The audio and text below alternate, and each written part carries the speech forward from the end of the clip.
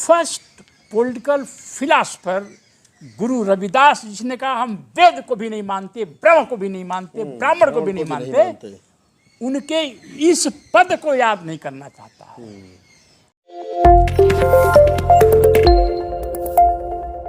नमस्कार, मैं राहुल नागपाल और आप देख रहे हैं बोल 85 और अम्बेडकर नामा की ये साझा पेशकश। 12 फरवरी संत रविदास जयंती। देश भर में संत रविदास जयंती बड़े हर्षोल्लास के साथ मनाई गई। दिल्ली में खास तौर से जो जयंती बाबा साहब डॉक्टर अम्बेडकर ने कभी करोल बाग में शुरू की थी, उस जयंती का जलवा देखने लायक था। वहाँ मुख्य अतिथि के तौर पर चंद्रशेखर रावण और कई बड़े नेता शामिल हुए। संत रविदास, जिनकी कई कोटेशन मुल्क भर में रविदासी जो समाज है या रविदास को मानने वाले जो लोग हैं, वो कई कोटेशन उनकी जगह जगह या वक्त वक्त पर बताते रहते। मन चंका तो कटौती में गंगा, ऐसो चाहूँ राज में मिले सबन को अन्न, छोट बड़ो सब सम बसे रैदास रहे प्रसन्न। इनके अलावा भी रैदास ने दोहा कहने की कोशिश की उस दौर में, बामन झूठा वेद भी झूठा। क्या है पूरा रैदास? सिर्फ एक भक्ति काल में, जैसे कहा था भक्ति काल में बुद्ध, कवि, नानक, रैदास का जो भक्ति काल था वो सिर्फ भक्ति काल तक सीमित थे। कुछ जो स्कॉलर हैं वो उनको कहते हैं कि जूते के बड़े व्यापारी थे। कुछ लोग कहते हैं कि उनका जो राजनीतिक दर्शन था वो बड़ा एक तरीके से समझने लायक था। मेरे साथ आज की इस खास बातचीत में चंद्रभान प्रसाद साहब हैं, दलित चिंतक हैं, किसी परिचय के मोहताज नहीं हैं। उनसे जानने की कोशिश करेंगे परत दर परत कि क्या थे रैदास, जो अभी तक रैदास पंथी या जो आज का रविदासिया धर्म बनाने की जुगत में लगे हैं, वो रविदास को कितना समझ पाए हैं। सर, स्वागत है आपका।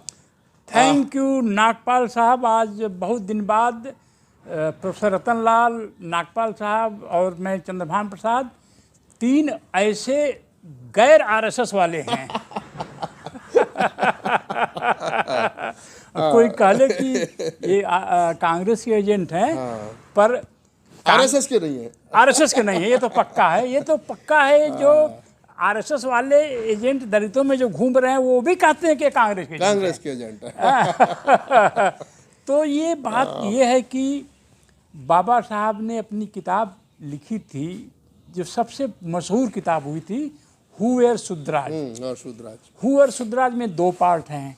एक जो है शुद्रा के बारे में है, एक अनटचेबल्स के बारे में। ये अनटचेबल्स कैसे बने। अनटचेबल्स वाली किताब को जो पार्ट 2 में है, उसको उन्होंने 3 दलित गुरुओं के नाम समर्पित किया है।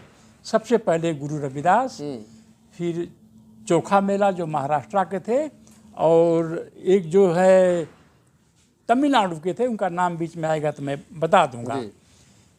3 लोगों के नाम उन्होंने किताब अपनी डेडिकेट की, यह कहते हुए कि 3 ऐसे महापुरुष संत पैदा हुए हमारे समाज में, जो अपने गुणों के वजह से पूरे समाज का दिल जीता और उनको लोग पसंद करने लगे। तो ये जो मैं इस बार कोशिश कर रहा था कि गुरु रविदास पर एक वीडियो बनाऊं, लेकिन किसी वजह से वो सिस्टम मेरे पास बन नहीं पाया। तो मैं दिन भर रिसर्च करता रहा 12 फरवरी को कि गुरु रविदास को किन किन वजहों से लोग याद कर रहे हैं। तो सबसे अधिक जो जिक्र आया सोशल मीडिया पर, जो अभी भी चेक कर सकते हैं लोग, ये कि जो है ये हमारे महात्मा संत जो है मन चंगा तो कटौती में गंगा, एक तो इसका जिक्र आता था। दूसरा जो है बेगमपुरा का, सबको मिले अन्न और रविदास रहे प्रसन्न।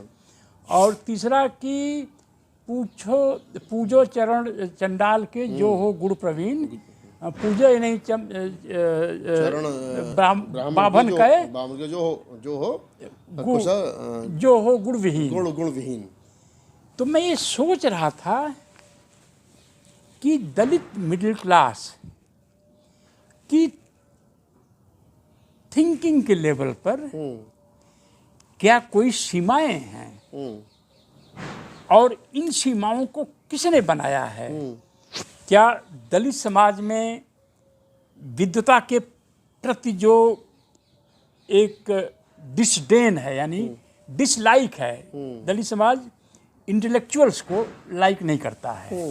वो एक्टिविस्ट को लाइक करता है, और झोर झुलम्मा घोड़े उपड़ाऊ जो नाच करते हैं, वो जो बिहार के जो है, अच्छा वो डॉक्टर साहब नहीं है अभी कहीं लवंडो का नाच करते हैं, उस टाइप से उस टाइप ऐसे लोगों लोगों को नाच की करता है। डिमांड ज़्यादा है। हाँ।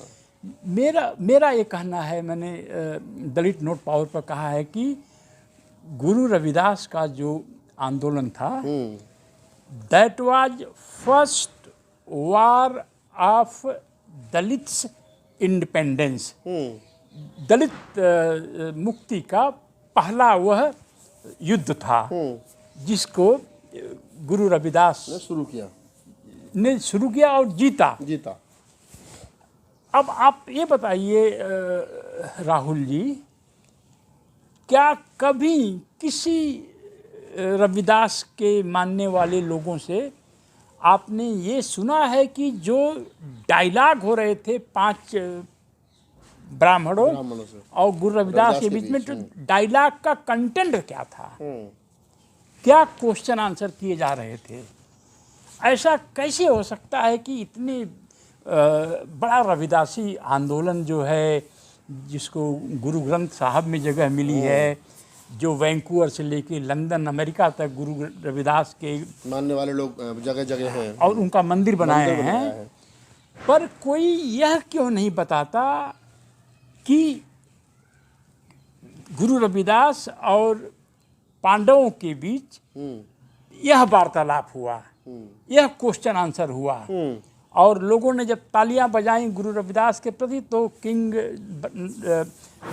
काशी नरेश ने गुरु रविदास को विजेता घोषित किया और अपनी बग्घी में बिठा के पूरे बनारस का चक्कर लगवाया। इतनी बड़ी विजय गुरु रविदास की हुई ब्राह्मणों पर, जहाँ सफ़ेद कपड़ा पहनना आज भी कई बार लोगों के दलितों के लिए भारी पड़ता है। तो उस जमाने में ब्राह्मणों को पराजित करना और राजा के रथ पर बगल में बैठकर सवारी करना, क्या छोटी क्रांति थी? बड़ी क्रांति थी। तो उसमें क्या डायलॉग हुए, इसको कोई क्यों नहीं बताता है? दूसरा, जो उन्होंने ये कहा कि बाभन झूठा, वेद भी झूठा, झूठा ब्रह्म अकेला रहे। पहली बार पूरे मैं समझता हूँ कि चारवाक दर्शन के बाद पहली बार किसी ने ब्रह्म और वेद को झूठा साबित किया, रिजेक्ट किया। और पूरी जो कास्ट हिंदू सिविलाइजेशन जो है वेद के आधार पर लिखी गई है, बनी है। मनुस्मृति में जितने पद हैं, जिसका भी जस्टिफिकेशन करना है मनु महाराज को, तो वेद का उदाहरण देते हैं कि ये बात वेदों में कही गई है, और वेदों में कही गई बात कभी असत्य नहीं हो सकती है। और वेद तो बना ही है ब्रह्म से। तो जो बहुत सारे ऐसे जो ये लोग हैं जो बाबा साहब की प्रतिज्ञाओं की बात करते हैं, पहली प्रतिज्ञा है कि हम ब्रह्म के अस्तित्व को नहीं मानते। यानी ब्रह्म का जो वाद्य है वेद, उसको हम नहीं मानते। फिर यह वाला पद जो है, बाभन झूठा, वेद भी झूठा, झूठा ब्रह्म अकेला रे, यह पद 12 फरवरी को बार बार इसका जिक्र क्यों नहीं आ रहा था? मैं तो मानता हूं कि Guru Ravidas was the first political philosopher who rejected existence of Brahm and Vedas and all those things. तो दलित समाज में जो गुरु रविदासी हैं, जो बूढ़े गंवार हैं, उनका छोड़ दीजिए, जो इनलाइटेंड हैं, जो गुरु रविदास को मानते हैं, वो गुरु रविदास को द्वारा वेद को, ब्रह्म को रिजेक्ट करने वाली बात को क्यों नहीं मतलब प्रचारित कर रहे हैं और उसको स्वीकार कर रहे हैं? हाँ, इसका जिक्र क्यों नहीं करते? कर रहे हैं? तो मैं डॉक्टर रतनलाल साहब से पूछा था अभी कि इसकी वजह क्या हो सकती है।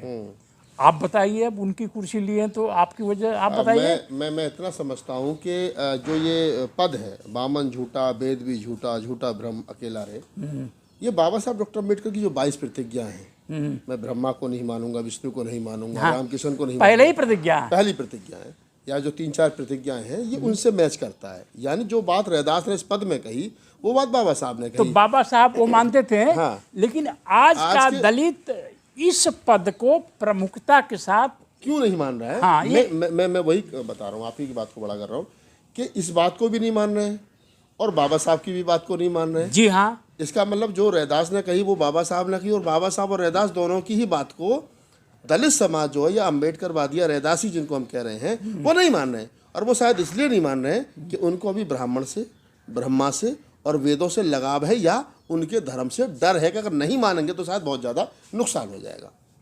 मैं थोड़ा सा असहमत हूँगा आपसे जी। वैसे हम लोग दोनों एंटी-आरएसएस हैं जी। ये मुझे लगता है कि दलित समाज में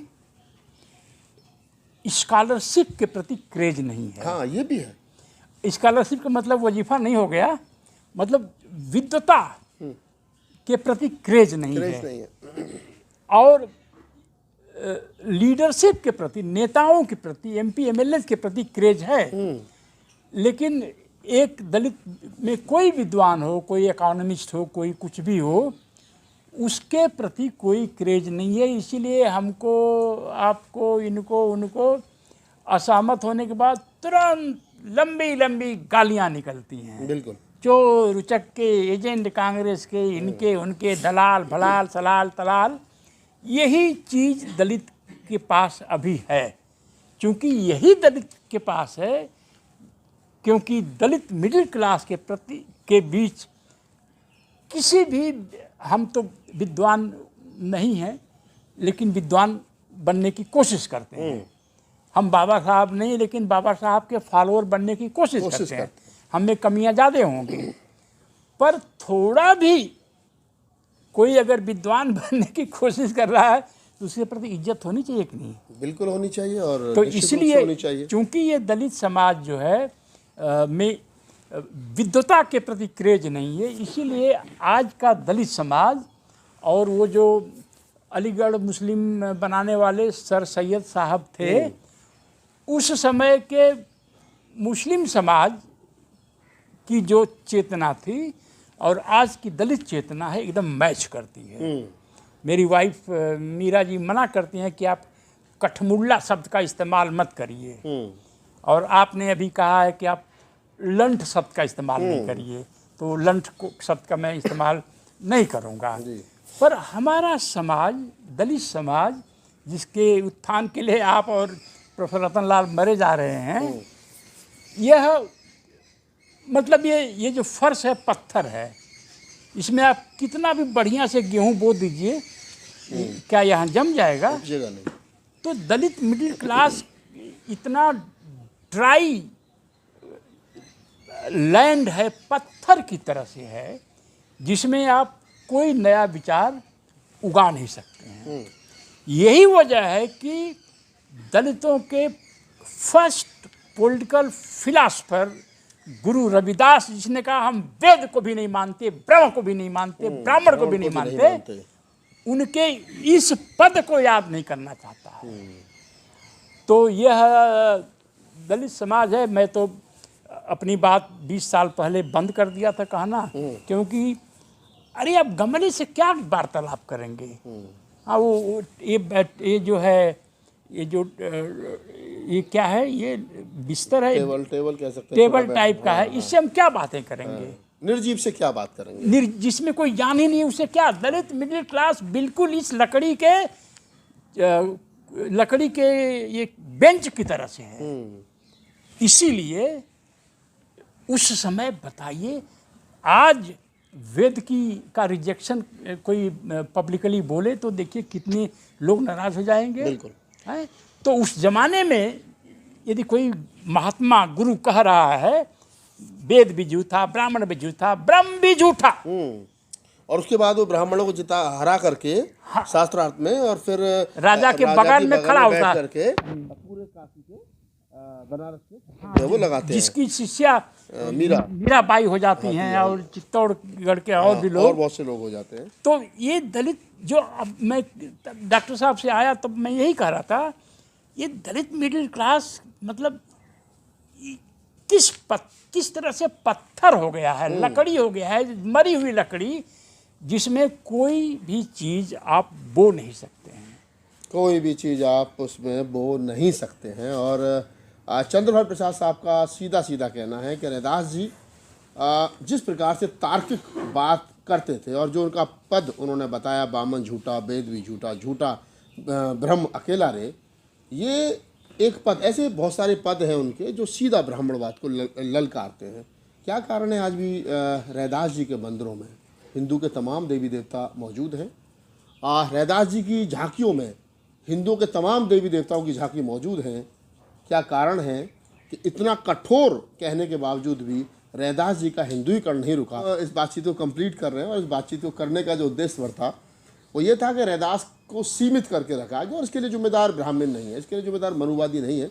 अम्बेडकर को सीमित किया गया, बुद्धा को सीमित किया गया, बहुत सारी बातें कह सकते हैं। रैदास के मामले में तो क्लियर है कि रैदास को सीमित करने वाले लोग उन्हीं के अपने समाज के हैं। जैसे हम कई बार जिक्र करते हैं कि बाबू जगजीवन राम को अगर सीमित किया गया या उनकी मतलब एक तरीके वैचारिक रूप से हत्या कर दी गई तो उसमें उनके परिवार का बहुत बड़ा योगदान था।